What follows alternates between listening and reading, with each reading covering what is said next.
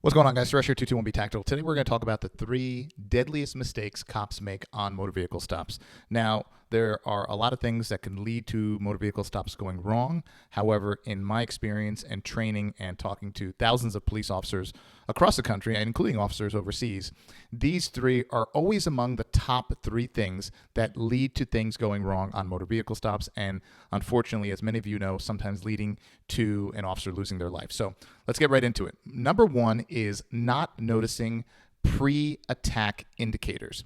When I would stop cars, and for a while I was in traffic, and when you're in traffic, all you're doing is stopping cars all day. You're not responding to calls unless it's an absolute emergency or an emergent situation.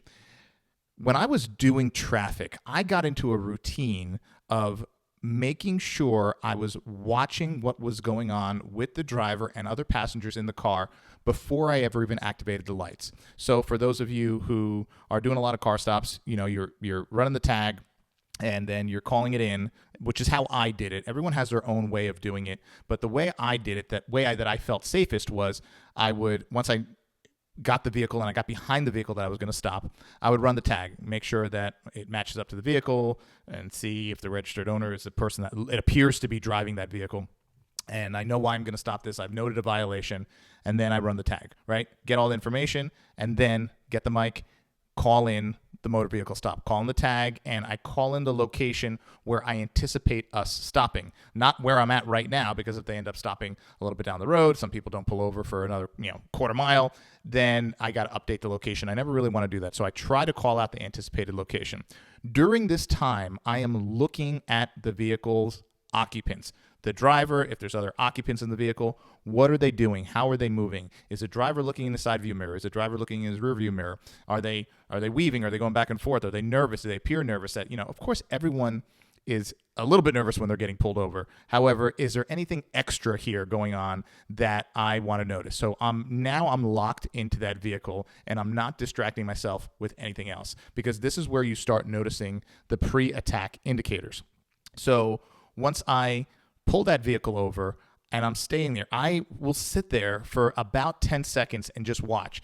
I see a lot of officers who would just immediately bury their head in the keyboard and be doing stuff, whether, running the tag or looking for other information, whatever it might be.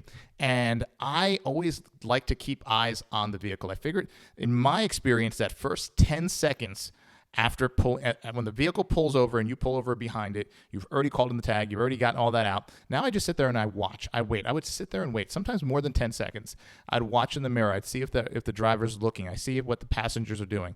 I try to just take a time to make my assessment of what is happening in front of me. That's when I would notice little things. And these are the things I would pick up on and just bookmark before I exited the vehicle. So once I did that, only then would I exit the vehicle. And this brings us to number two.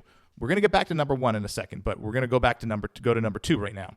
Number two is approaching the vehicle. What I would do is I would exit out my driver's side door, my patrol vehicle, and while keeping an eye on the vehicle that I've stopped, I would move to the back of my vehicle. I would walk around the back of my vehicle, and then I would walk alongside the passenger side of my vehicle. And then I would stop in between, not in between the vehicles, but I was to the side, but in the area right in between. So I'm kind of in that C-pillar angle, and I would just look into the vehicle.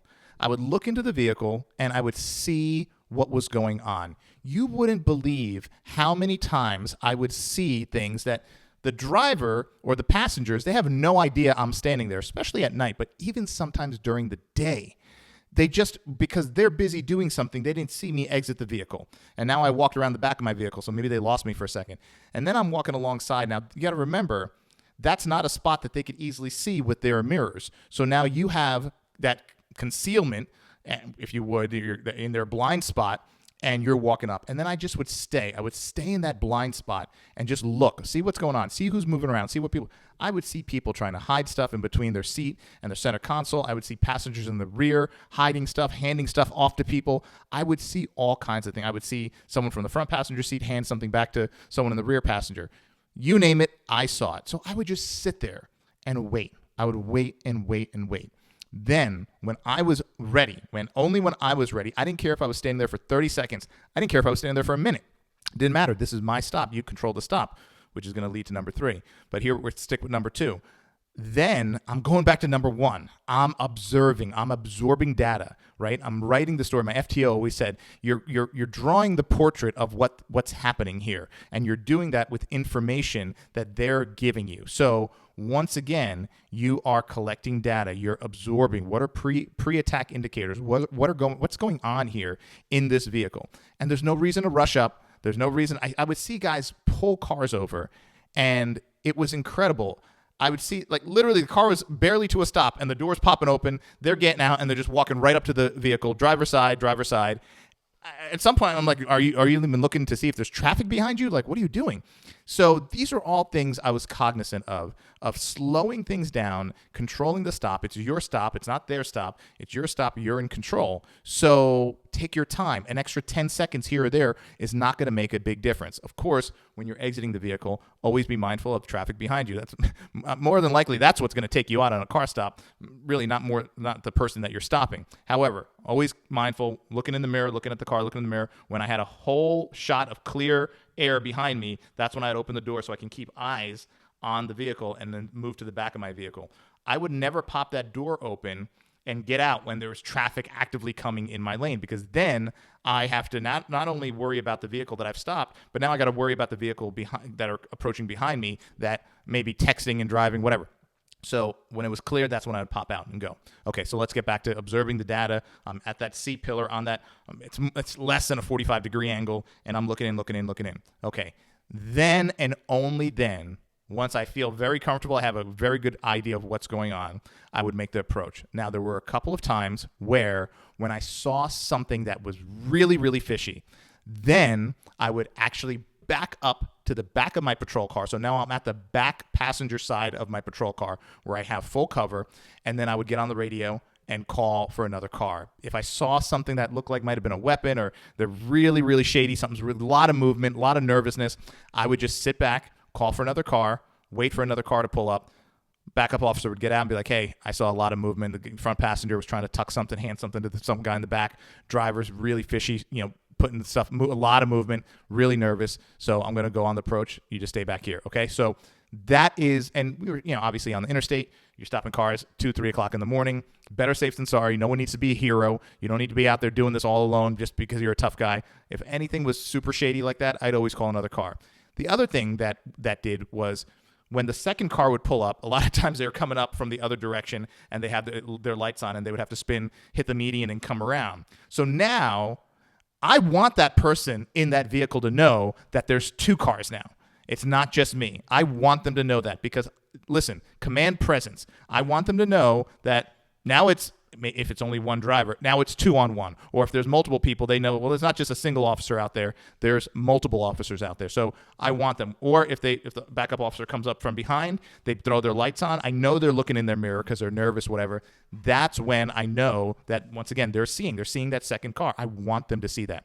So if I need that, I'll do that. If not, I go up. I go up to the passenger side B pillar, and I just keep my distance, and I just kind of just look in enough.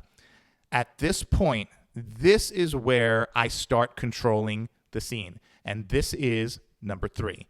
Number 3 is controlling the scene.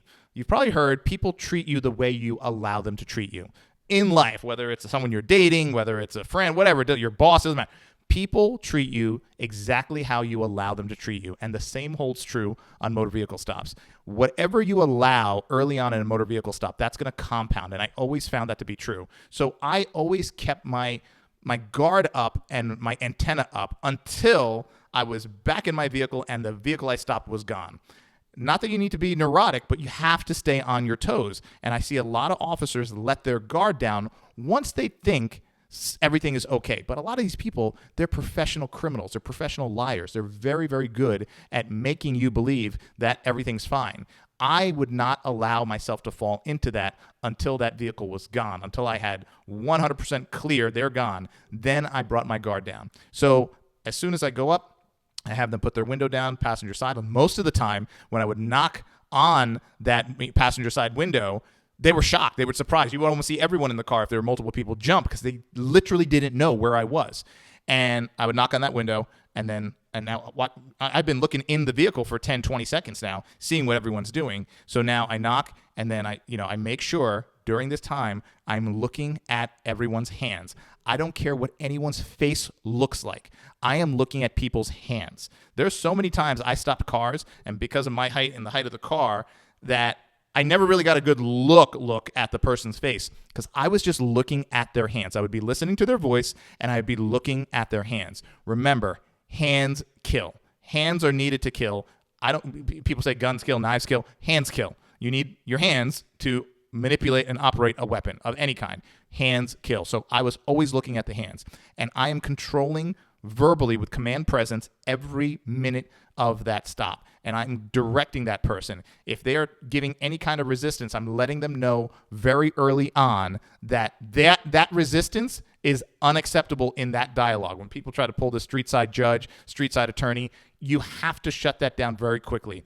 I would do that only because I did not want people to think that they had an upper hand in this on this motor vehicle stop. Everyone's a TikTok lawyer on the side of the road, and most of them don't know what they're talking about. So that number 3 is holding that command presence and controlling the situation from start to stop. I would see so many officers let situations get out of control, and then when they realize it's out of control, they go to try to now backtrack, and they try to save it, or they try to get tougher, and it's too late.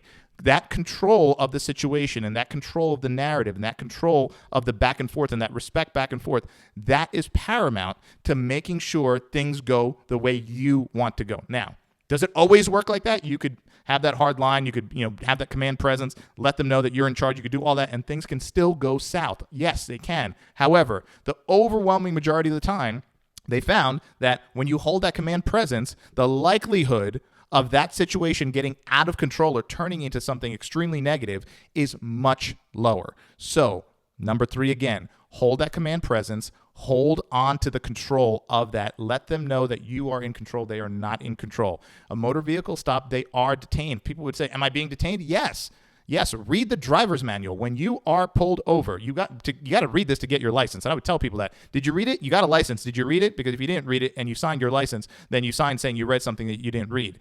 You are being detained. That is a roadside detainment. So yes, people, am I being? Yes, until this motor vehicle stop and I say you're free to go, you're being detained for the motor vehicle violation I stopped you for, or the violation that you might have a warrant for your arrest, whatever it might be. And until we figure all that out, yes, you're being detained. So let people know that early on. I would see officers here and there be like a little wishy-washy about the little specifics and not really take that hard line. Not hard line like you got to be a jerk, but hard line as this is what's going on right now, and I'm running the show here. You don't need to be a jerk about it, right? You can be strong about it without being a jerk about it, and let people know how it's going to go. When you lose control of that, and you lose control of that narrative, and you lose control of that conversation, that's when things can go very, very wrong and go very south. So the one thing, number 1, you want to make sure you're noticing potential pre-attack indicators.